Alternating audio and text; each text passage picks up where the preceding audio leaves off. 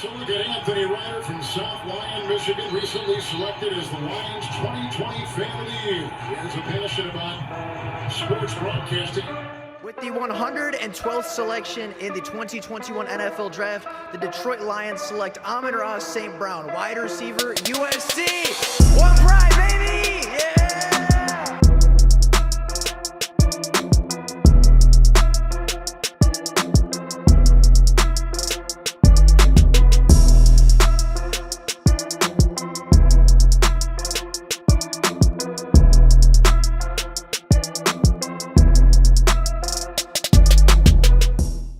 The media talks a lot about certain NFL prospects this time of year. From now until the NFL draft, you will hear endless comments about Caleb Williams and Drake May. You'll hear about Dallas Turner and Jared Verse, and you'll hear about the cornerbacks of Teron Arnold and Quinyon Mitchell and all of these top-tier talents.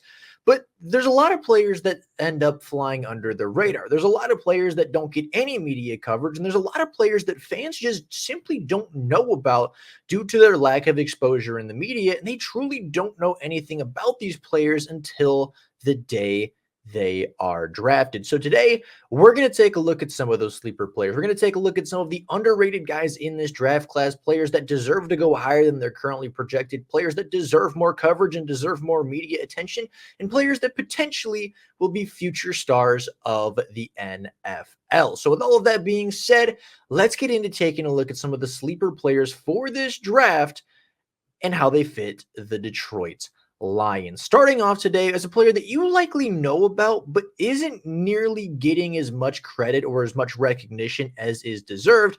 And as you can tell, that first player is Bralen Trice, the 6'4", 274-pound edge rusher from Washington. Washington's top pass rusher from a year ago, graded out as an 88.1 via Pro Football Focus, with 8 sacks, 19 quarterback hits, 53 hurries, 11 tackles for loss, 1 forced fumble, and a fumble recovery. He had the most pressures in the entirety of college football a year ago. And as of right now, his ADP, his average draft position on mocks, is around the 60th overall pick, which is about the end of the second round, ideally where the Detroit Lions could potentially take him in the class. Now, I think Bralen Trice will go significantly higher than this. I think he will go somewhere around the 40s to 50s range. And there's some people out there saying that, oh, his first step isn't very good. There are some people saying that he's not very quick off the line. And I personally just don't see that. Despite being 6'4", despite being 274 pounds, he does have, I think, a pretty good first step off the line. He's got very violent and very quick hands. He's able to get around the tackle. He's able to go through tackles. He's able to go under tackles. He's very good on the twists, the rotations, and the stunts that Washington ran quite a bit. He was phenomenal as a Washington Husky, and I don't understand why he's not being talked about as one of the better defensive linemen in this class. Is he as quick as Chop Robinson? No. Is he as powerful as Jared Verse? No. Is he as technically refined with his hands as Laiatu Latu? No. Is he as athletically gifted as Dallas Turner? No. But despite, I think, not necessarily being the best at any individual trait in this draft class, there really isn't a weakness to Bralen Trice's game. He sets the edge really well. He rushes the passer really well. He puts an unreal amount of pressure on the passer. I think pairing him with Aiden Hutchinson would probably lead the Detroit Lions to having the most pressured duo in the NFL and potentially in NFL history, right? You have a guy in Aiden Hutchinson who had 110 pressures a season ago by himself. You put Bralen Trice across from him on this defensive line. Bralen Trice is going to get a ton of hurries, a ton of pressures, and a ton of sacks in this defense. Give Aiden Hutchinson a true running mate, and I think that they could potentially make each other better and be one of the better pass rushing duos in the NFL. Now, Bralen Trice, of course, didn't have double-digit sacks this season and isn't a player that'll probably get double-digit sacks in the NFL potentially. I think there's a possibility, obviously, that he does, but I think he's going to be right around that 8 to 10 sack margin, but he's also going to have 60 pressures in a season. He's going to be relentless. He has a super high motor, is a true 3-down defensive end. And I think pairing him on the defensive line and having a front four of Aiden Hutchinson, Aleem McNeil, DJ Reader, and Bralen Trice would be great for the Lions, while rotating in guys like Marcus Davenport, rotating guys in like James Houston and Josh Paschal and John Kaminsky. And I think it really solidifies and makes your defensive line that much better. Now, another pass rusher that you've likely heard of in this draft class, but probably don't know as well as you should, is the Alabama pass rusher. Now, this isn't going to be a talk about Dallas Turner and how he's not being rated properly. He's not being great as this top 10 guy. This is going to be the second pass rusher at Alabama, the running mate to Dallas Turner and the running mate to Will Anderson from a season ago, Chris Brasswell. Now, Chris Brasswell is a senior. He is 23 years old, so he is on the older end of prospects, especially for the edge rushing group, which does hurt his draft stock. But Chris Brasswell is a 6'3", 255-pound outside linebacker who last season, according to Pro Football Focus, had 13 sacks, 10.5 tackles for loss, 33 pressures, while playing 208 snaps against the run. So not only can he get after the quarterback, he's a player that Bama trusted on the defensive line in obvious running situations. And when they actually got into the red zone as a defense, they left Chris Brasswell on the field a lot more often than they left Dallas Turner on the field. Now, Dallas Turner actually ended up getting more run stops and ended up actually getting more run defense snaps. But when it came to the red zone, when it came to obvious running down situations, there was a lot of times where Dallas Turner was taken off the field and Chris Brasswell was left on to clean things up. Now, comparing him to his Alabama teammate, Dallas Turner stands at 6'4", 242 pounds. According to PFF, had just 11 sacks a season ago, but had 14.5 tackles for loss, 11 hits, 33 hurries, and played 264 defensive run snaps. So he's a little bit taller, but a little bit thinner. According to PFF, had less sacks, although according to Sports Reference had more sacks, did have more tackles for loss, but had the same amount of quarterback hits and the same amount of quarterback hurries. This is the difference between a player in Dallas Turner that's projected to go within the top 12 and potentially be the first player off the board on the defensive side of the ball, and a player like Chris Brasswell, whose current ADP is 55 overall, projected to go in the middle to later parts of the second round of the NFL draft. Now, Dallas Turner is a little bit younger, obviously a little bit taller, a little bit more productive, but not to the point where it should be a top 10 pick versus a borderline second round pick. Now, going back to Chris Brasswell, as I said, he has a phenomenal career at the University of Alabama. I think he's a good enough run stopper to be great in the NFL. And I think if you put him on the if you put him on the defensive line of the Detroit Lions, he's going to be a very, very impactful player. Do I think he's as good as Dallas Turner? No. Do I think he should be a first round pick off of purely the tape? I think there's a good argument for it. There was a lot of times where he got to the passer before Dallas Turner. There was a lot of times where he was able to, force pressure to cause some incompletions, to cause some big plays where Dallas Turner wasn't very impactful on the play. And Chris Brasswell was directly responsible for 3 defensive touchdowns for the Crimson Tide, as well as a safety this past season. He had a pick 6 against Mississippi State. He had a blocked field goal that he returned for a touchdown on special teams. And then he had another strip sack that was returned for a touchdown as well, not by him, but by a teammate. So he directly contributed 3 touchdowns to the Alabama Crimson Tide defense and special teams, as well as a safety, directly resulting in 20 points for the Bama team this season, which for a single defensive player is pretty impressive. Now, I don't think he's quite as good of a run defender as Braylon Trice. He's not as big as Braylon Trice. I think he is a little bit more explosive, potentially, a little bit bendier, maybe a little bit more raw, and a little bit more of a pass rusher as opposed to an all-around defensive end. But if Braylon Trice is off the board and the Lions are sitting there with their second-round pick in 6'3", Braylon Trice is... And 6'3" Chris Brasswell is staring them in the face. I think it's going to be a hard time passing up on that player. And I think it's going to be a tough time for Brad Holmes to say, we don't want that guy on the defensive side of the ball for Detroit. Now, moving over to a little bit more of these secondary players that you probably haven't heard of, because these are players that I haven't heard of before doing the research for this video. And one of them is going to be Jeren Jones, the cornerback from Florida State, a player that we talked about a lot yesterday in our mock draft episode. Jeren Jones is a 6-foot cornerback standing at 191 pounds. He recorded a 90.1 Pro Football Focus grade a year ago while playing 251 coverage snaps from the slot. In those 251 coverage snaps, he allowed just 32 targets, 16 receptions, 158 yards, 0 touchdowns, and 3 interceptions, while allowing a passer rating when targeted of 25.7. That is elite. That is phenomenal. And truly, I don't think Jeren Jones could have done a whole lot more to raise his draft stock this year. Going back to the 2022 season, he played about 330 snaps on the boundary for Florida State. Where he allowed less targets, where he allowed less receptions, allowed just 114 yards through the air as a boundary cornerback, still 0 touchdowns, and coming away with 1 interception with a passer rating allowed of 47.3.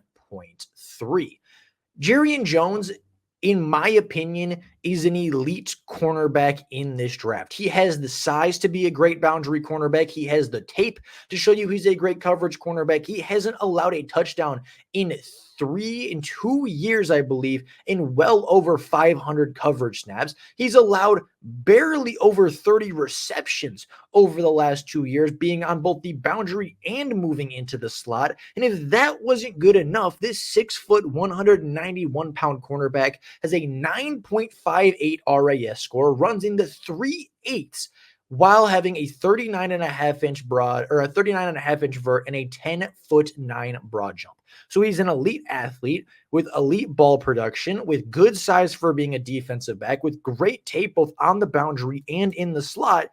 And for some unknown reason to me, Jeren Jones is projected, as of right now, according to mock drafts, to be somewhere in the range of the 130s. Somewhere within the late 4th round, if not early 5th round, is where he is projected to go. I think he is a second-round talent. I think he is a great talent for Florida State and will be a great talent in the NFL. And this is my number 1 sleeper prospect this year. As I said, we've talked about him a lot yesterday in the mock draft. I think he is such an underrated cornerback in this draft. And truly, I had no idea he existed until yesterday. And I don't think many people know very much about Jeren Jones outside of the state of Florida. Now, moving over to the offensive side of the ball, there are a couple of sleepers here and a couple of guys that went to some smaller schools, didn't get the media recognition, but are pretty good in their own right. First player we're going to talk about today is Jaylen Coker, the 6'3", 213-pound wide receiver from Holy Cross. Last season with Holy Cross, he had 59 receptions, 1,035 yards, 15 touchdowns through the air, and had an average reception of 17.5 yards. He is the prototypical X-wide receiver build that Dan Campbell and Brad Holmes have been wanting to bring in. And if you're going to miss out on guys like Brian Thomas in the first round, you're going to miss out on guys like Xavier Levitt in the second round. There are guys like Jake Coker going in the 5th, the 6th rounds of the NFL draft out of small schools like Holy Cross that very well could be just as good and put up just as good of a tape. Granted, it was versus some lesser competition. Now, Jake Coker is a good but not great athlete. Had a 42.5-inch vert and a 10'8" broad jump, which are both really good numbers for the wide receiving group, but his 40 time was a little bit lackluster, being just a 4.57 40-yard dash. So he isn't necessarily a burner, but he is a big body wide receiver. He is a guy that can go up and box out players. He is a player with some good verticals. He is a player with a good vertical, with some good size to out-jump players, to out-muscle players, and I think he will be a solid addition to the Lions wide receiving core if he is given the opportunity. Obviously, we know that Brad Holmes does his homework on the small schools. Colby Sorsdale coming out of William and Mary last season was a great prime example of that. Brad Holmes is not going to let a small school guy get away if he can help it. The year before that, obviously, James Houston came out of Jackson State University, a school that has historically not put out very much NFL talent, and he found a player like James Houston to be just as good as any drafted player in that year's class. I think Jaylen Coker could be this year's small school prospect, but I also think there's another player the Lions could potentially be interested in, that being South Dakota State running back Isaiah Davis. Now, I know a lot of people are going to say the Lions don't need a running back. They have Jahmyr Gibbs. They have David Montgomery. They brought back Craig Reynolds, as did they bring back Zonovan Knight. However, Just hear me out for a little bit about Isaiah Davis, and I'll tell you why the Lions might be looking at a running back in this class. Isaiah Davis is a 6'1", 220-pound running back who doesn't have elite burst or elite speed, running just a 4.57 40-yard dash, but having a 34.5-inch vert, a 9'11" broad, and putting up 23 reps on the bench. So is he a great athlete? No, but he did have an 8.8 RAS score from the combine and from his pro day. So he's not a bad athlete, but he's certainly not an elite athlete.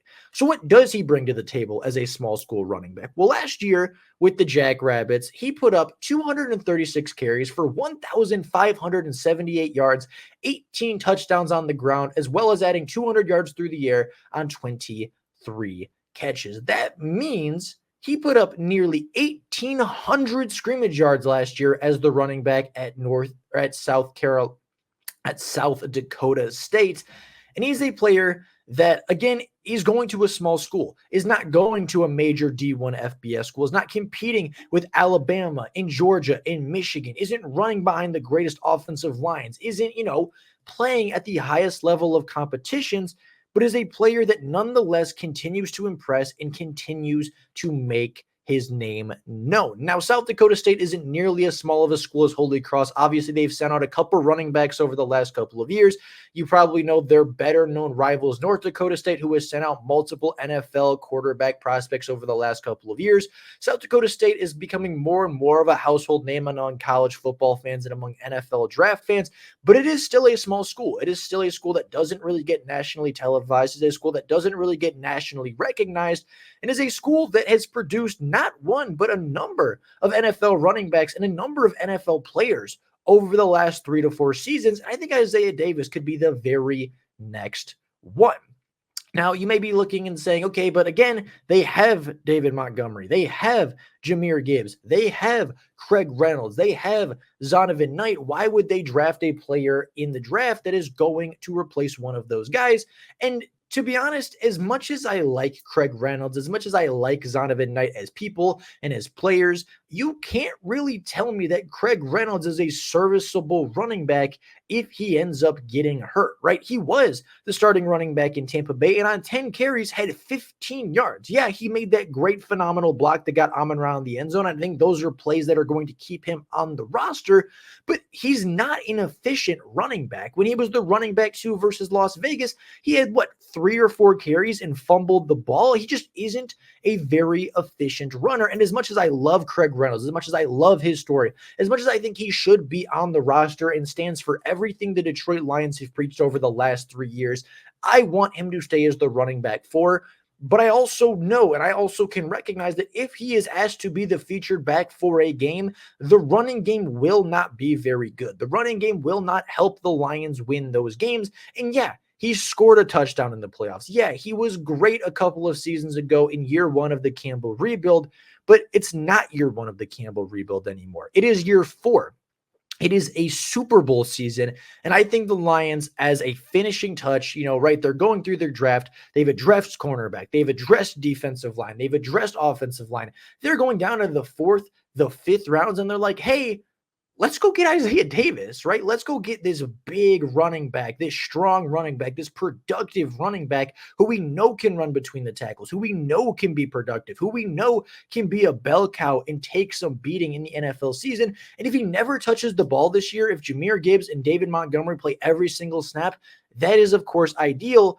But in the preseason, if Jahmyr goes down for a game or 2, if David goes down for a game or 2, because again, remember, both of them missed time last year and at some points even overlapped with their injury concerns, I would trust Isaiah Davis a lot more to run the football effectively than I would Craig Reynolds, which would eventually put Craig Reynolds as running back 4, potentially kicking off Zonovan Knight from the roster, but Zonovan Knight also only averaged about 3 yards a carry behind the Lions offensive line last year as well, and only made it a couple carries before his season-ending injury. I like the Lions running back stable. I don't think they should put a whole lot more stock into it, but if Isaiah Davis is there in the 4th or the 5th round, I would absolutely spend a draft pick on him and bring in an upgraded running back 3 and potentially bring in a player that you may very well need to rely on a position that takes a lot of beating, a lot of injuries, and a lot of workload. So with all of that being said, Those are 5 of my sleepers in the draft class. Are those the only 5 sleepers?